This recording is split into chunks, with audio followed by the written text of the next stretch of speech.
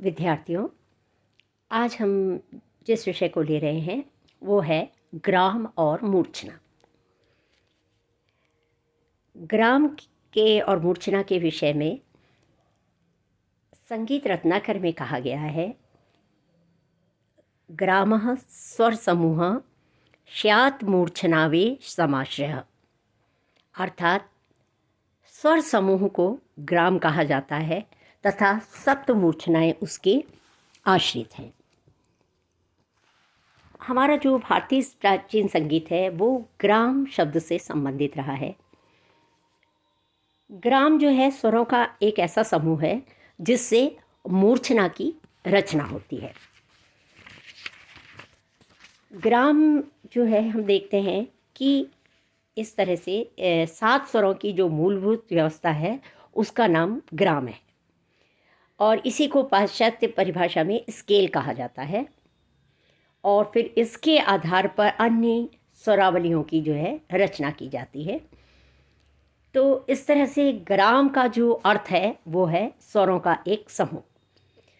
जिस प्रकार हम एक देखते हैं कि एक गांव में विभिन्न परिवार जो हैं बसते हैं और उनमें भले ही व्यक्तिगत कितनी ही विभिन्नता हो परंतु समान परंपराओं के कारण उनमें एकता के वो सूत्र में बंधे रहते हैं।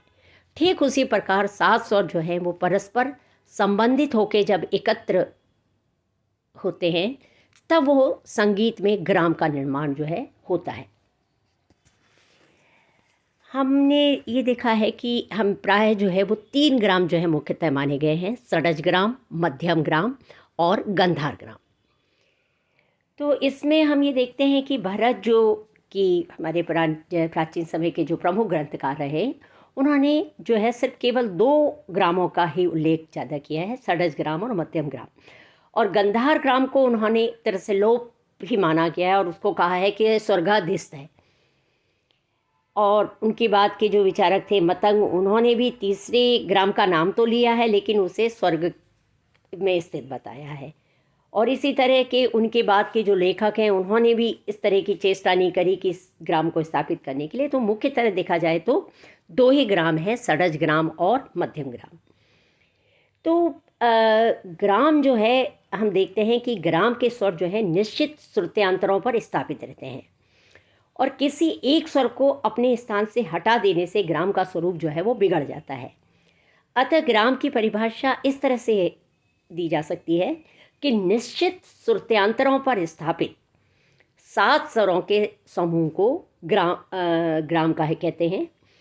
और ये जो स्वर हैं, ये जो प्रसिद्ध दोहा है, चतुष चतुष चतुश्चैव षडज मध्यम पंचमा द्वैद्वय निषाद गांधारो त्रिस्तिरी ऋषभ धैवतो, यानी इस तरह के इस दोहे पे आधारित 22 श्रुतियों के अंतर्गत ये स्वर जो हैं फैले हुए हैं। तो यानी इस दोहे का अर्थ यही है कि इसके अनुसार जो है सा मा पा की 4-4 और रेधा की 3-3 तथा घ और नी इन की 2-2 श्रुतियाँ जो हैं मानी गई हैं।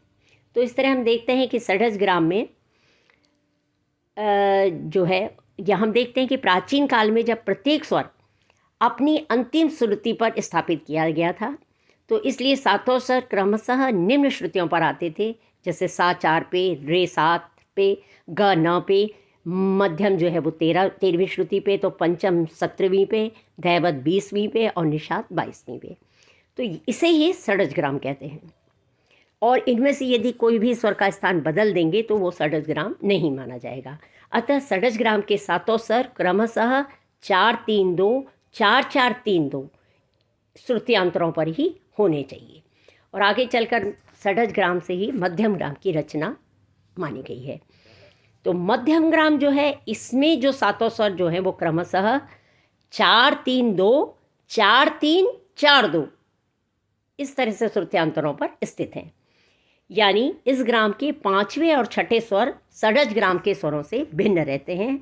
बाकी स्वर नहीं तो बाकी अन्यथा सभी स्वर जो है वो अपने पूर्व स्थान पर ही स्थित हैं। ये 2 स्वर जो हैं चेंज हो जाते हैं। तो इसलिए जो मध्यम ग्राम के श्रुत्यांतर जो हैं वो षडज ग्राम से इस प्रकार हमें मिलते हैं। यानी षडज ग्राम के 7 स्वर 4-3-2, 4-4-3-2 पर हमें मिलते हैं और इसमें जो है मध्यम ग्राम में 4-3-2 4-3-4-2 इस श्रुति पर ये स्थापित होते हैं, तो ये मध्यम ग्राम है। इस तरह से ये 2 ग्राम जो हैं ये हमें देखने को मिलते हैं। अब हम चर्चा करेंगे मूर्छना। नाट्यशास्त्र में इसकी परिभाषा दी है, क्रम युक्ता स्वरा सप्त मूर्छनास्त्व भी संहिता, यानी भरत के अनुसार क्रम से सप्त स्वरों का आरोह अवरोह करने से मूर्छना की रचना होती है, यानी ग्राम के ही स्वरों का आरोह अवरोह करने से मूर्छनाएं जो हैं वो बनती हैं। अब ग्राम चाहे षडज ग्राम हो या मध्यम ग्राम, दोनों से समान रूप से जो है मूर्छनाओं की रचना जो है होती है। अब जैसे कि पहले मैंने आपको बताया कि संगीत रत्नाकर में जो परिभाषा दी है उसमें कहा है, ग्राम स्वर समूह स्थात मूर्छनादे समाश्रय, अर्थात ग्राम के ही स्वरों पर मूर्छना जो है आधारित है या आश्रित है। तो यानी ग्राम के किसी भी स्वर को स्वरित या आधार स्वर मानकर, हम बेस स्वर मानकर उसी के स्वरों पर जब आरोह अवरोह करते हैं तो वो मूर्छना की रचना होती है।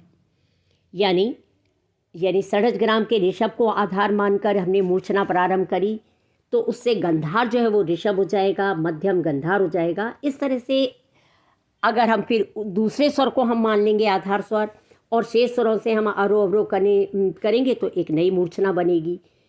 और इस प्रकार एक ग्राम में हम देखते हैं कि 7 स्वर होते हैं, तो अतः प्रत्येक ग्राम से जो है 7 मूर्छनाओं की रचना जो है वो संभव है।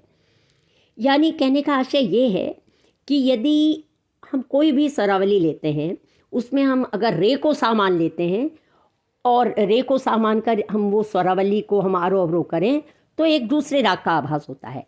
इसी प्रकार यदि हम रे के बदले गंधार को फिर हम आधार स्वर माने, यानी उसको सा मानकर चलें और वही स्वरावली गाए बजाएं, तो हमें एक अलग जो है स्वर का जो है हमें आभास होता है। अब इसके लिए उदाहरणतः हम देख सकते हैं कि हम षडज ग्राम की मूर्छनाओं को हम देखेंगे कि आधुनिक जो थाट हैं उनसे वो किस तरह से मिलते हैं। जैसे ये तो निश्चित है कि ये 7 स्वर जो है क्रमशः 4-3-2 4-4-3-2 इस अनुपात से श्रुतियों की दूरी पर स्थित हैं। तो अब जब पहली मूर्छना हमने षडज से प्रारंभ करी तो इससे हमने जब आरोह अवरोह किया तो हमें जो मूर्छना प्राप्त होगी वो आधुनिक काफ़ी थाट के समान होगी। अब दूसरी मूर्छना में हमने मंद्रिनी को सा मान लिया, यानी पहले में तो सा माना था हमने, लेकिन सा को माना था, लेकिन अब हमने दूसरी मूर्छना में मंद्रिनी को सा मानकर वही षडज ग्राम के स्वरों को क्रमिक आरोह अवरोह किया। तो यहाँ हमें जो स्वरवावली प्राप्त हुई वो आधुनिक बिलावल थाट की जैसी होगी। इसी तरह जब तीसरी मूर्छना में हमने मंद्र धैवत को सा माना और आरोह अवरोह हम करेंगे तो इसमें जो स्वरावली मिलेगी उसमें हमें कोई उत्तर भारतीय का, उस मूर्छना में उत्तर भारतीय किसी थाट के समान वो नहीं मानी जाती। इस प्रकार जो चौथी मूर्छना आती है उसमें हम देखेंगे कि मंद्र के वो पंचम से अगर उसको प्रारंभ करेंगे तो इससे जो हमें स्वरावली मिलेगी वो ये मूर्छना आसावरी थाट के समान होगी। इसी प्रकार 5वीं मूर्छना हम मंद्र सप्तक के मध्यम से प्रारंभ करेंगे तो जो 7 स्वर हमें जो के बाद जो हम आरोह अवरोह करेंगे हमें जो स्वरावली मिलेगी यह मूर्छना खमास थाट के समान होगी। इसी प्रकार 6ठी मूर्छना हम मंद्र गा से शुरू करेंगे तो हमें जो स्वरावली मिलेगी वो कल्याण थाट के समान होगी। और इसी प्रकार जो 7वीं मूर्छना हम मंद्र के रे से प्रारंभ करेंगे तो उसमें हमें जो मूर्छना मिलेगी वो भैरवी थाट के समान होगी। तो ये जो है षडज ग्राम की मूर्छना है। इसी तरह से मध्यम ग्राम की मूर्छनाएं भी ज्ञात की जा सकती हैं। तो ये षडज ग्राम और मध्यम ग्राम। Thank you.